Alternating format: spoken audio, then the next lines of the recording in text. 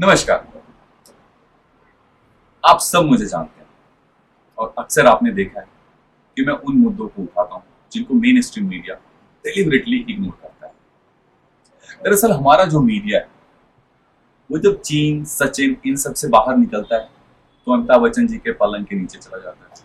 वहां से निकलेगा तो अभिषेक बच्चन के बंगले के पीछे होगा, या वहां से निकलने के बाद रेखा जी के बंगले में घुस जाएगा। दरअसल उसके पास बहुत सारी उन चीजों के लिए टाइम नहीं है, खासकर उन चीजों के लिए तो बिल्कुल भी नहीं है जो उसको टीआरपी नहीं देता। और ऐसा ही एक इम्पोर्टेंट, बहुत ही इम्पोर्टेंट मुद्दा है, वो है बिहार और आसाम में बाढ़। जी हाँ, अगर मैं बात करूं तो आसाम में तकरीबन 26 ऐसे जिले हैं जहां पे 66 लोगों की डेथ हो चुकी है और तकरीबन 36 लाख लोग प्रभावित हैं बाढ़ से। लोग रोटी के लिए तरस रहे हैं। अब आते हैं बिहार में। मैं बचपन से, जब मैं बहुत छोटा था तब से ये जो बिहार बाढ़ की जो समस्या है कोई नई नहीं, ये मैं साल दर साल सुनता आया। हर एक बार सुनने में आता है कि इस जगह बांध टूट गया, वहां बांध टूट गया।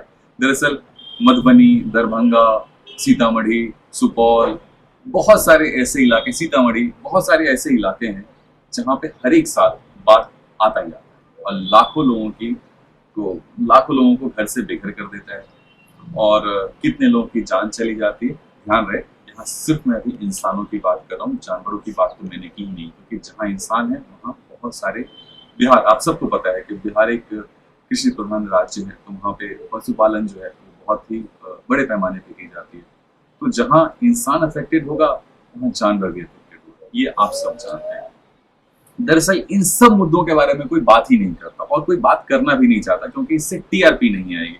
पर इन सब से इतर एज ए ह्यूमन बीइंग हमें ये सोचना चाहिए कि क्या वहाँ के जो लोग हैं उन तक वो फैसिलिटीज, वो सुविधाएं पहुंच पा रही हैं जिसके वो हकदार हैं, खासकर ऐसे मौके पे जहाँ पे देश जो है कोरोना इफेक्टेड है। अब मैंने कल न्यूज में देखा कुछ 92 एनडीआरएफ की टीम जो है वहां पे काम कर रही है, बट ग्राउंड रियलिटी ये है कि उन तक वो सुविधाएं पहुंच ही नहीं पा रही हैं और वो रोटी रोटी को मोहताज है।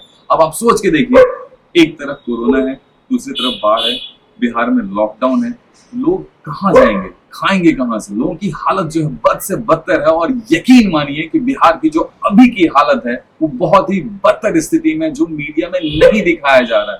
लोग बाढ़ प्रभावित हैं, लोगों को खाने के लिए अन्न नहीं है, रहने के लिए छत नहीं है और सरकारें सिर्फ दावा और वादा करती हैं।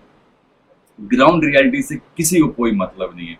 मैं आप सब लोगों से हाथ जोड़ के बस ये विनती करूंगा, प्लीज कृपया आप अपनी बात को मुखर तरीके से, आप जिस भी प्लेटफॉर्म पे चाहें आप इस मुद्दे को उठाएं।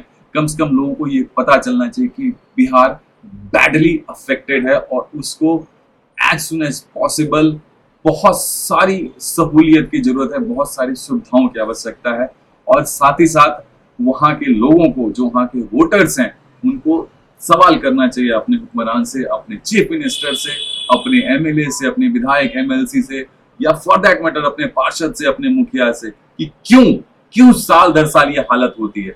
दरअसल ये बात कोई नई नहीं है, जैसा कि मैंने पहले कहा, मैं बचपन से सुनता आया हूँ और उससे पहले भी लोगों ने इससे पहले के बारे में भी लोगों ने बताया कि बाढ़ बिहार के बारे में कोई नई समस्या नहीं है और हर एक बार हम उसको प्राकृतिक आपदा की कैटेगरी में नहीं डाल सकते।